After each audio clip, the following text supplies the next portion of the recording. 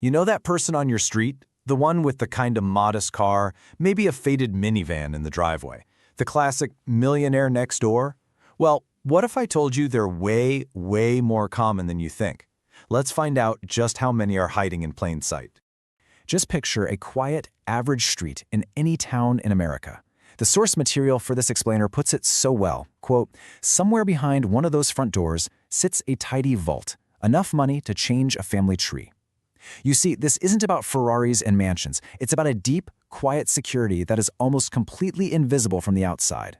So that begs the big question, right? How many Americans have actually crossed that seven-figure line? The answer is probably going to surprise you.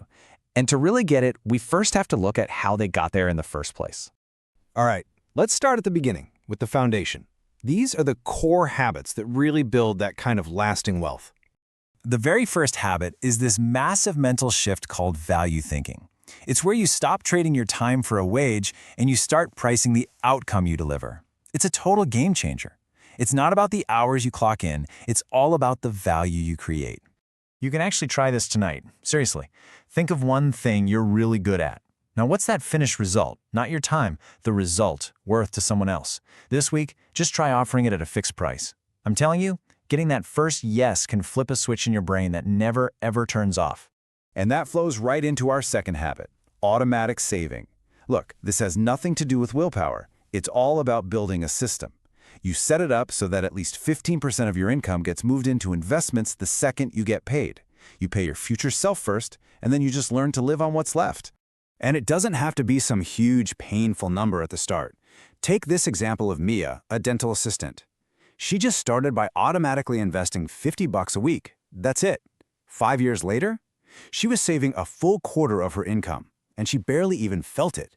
It's all about starting small and letting that momentum build. Okay, habit number 3 might sound, well, boring. But trust me, boring investing is where the real magic happens. Forget trying to time the market. Forget trying to pick the next hot stock. The vast majority of self-made millionaires just hold low-cost, super diversified index funds for decades, and they let time do all the heavy lifting for them. The playbook couldn't be simpler. Use those low-cost funds, make sure you reinvest all the dividends, and, this is the big one, learn to ignore the scary market headlines. Your only goal is to never, ever interrupt the power of compounding. I mean, think about this. A global basket of stocks hasn't lost money over any 20-year period since 1970. That's an incredibly powerful idea. Our fourth foundational habit is tracking spending. Now, this is not about being cheap, okay? It's about being conscious. It's about knowing where your money is going. And pretty much every millionaire does this, whether they're using a fancy app, a simple spreadsheet, or even just an old-school envelope system. And here's why that matters. Because tiny, seemingly insignificant choices stack up into enormous margins over time. You know that daily $3 coffee? If you brew it at home instead and just invest the difference, that little habit can grow into $45,000 over 20 years. That's not coffee money anymore, right? That is life-changing money.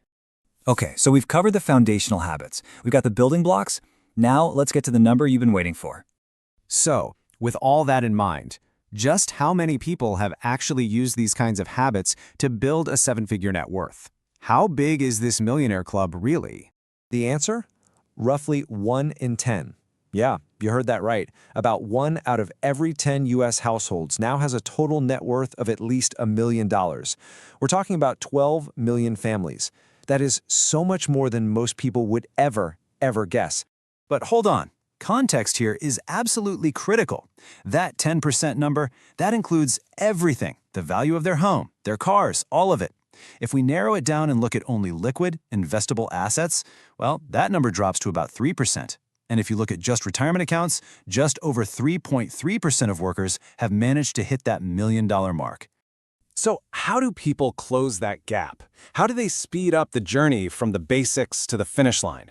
Well, that's where these 3 accelerator habits come into play. And we're starting with what our source material calls the single most important habit of them all, strategic debt. This is all about learning to see debt as a potential tool, not just as a trap. It's about understanding the massive, powerful difference between good debt and bad debt. Let me paint a picture of what this looks like. A credit card with a 19% APR? That is a drag. It's like financial quicksand that just swallows up any investment gains you might make. But a 6% mortgage on a rental property that's actually making you money every month? That's a lever. That's using other people's money to build your wealth. See the difference? The next accelerator is all about creating extra income streams. Side hustles. Tutoring, selling some designs online, flipping old lawn equipment, whatever. But here is the absolute key. The profit from these projects goes directly into your investments. It does not go to upgrading your lifestyle. These side hustles exist for one reason: to feed the compounding machine.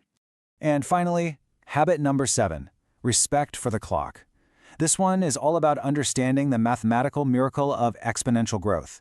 It's a simple truth. Money that you invest early, even if it's just a tiny amount, will almost always outrun much, much larger sums that get started late in the game.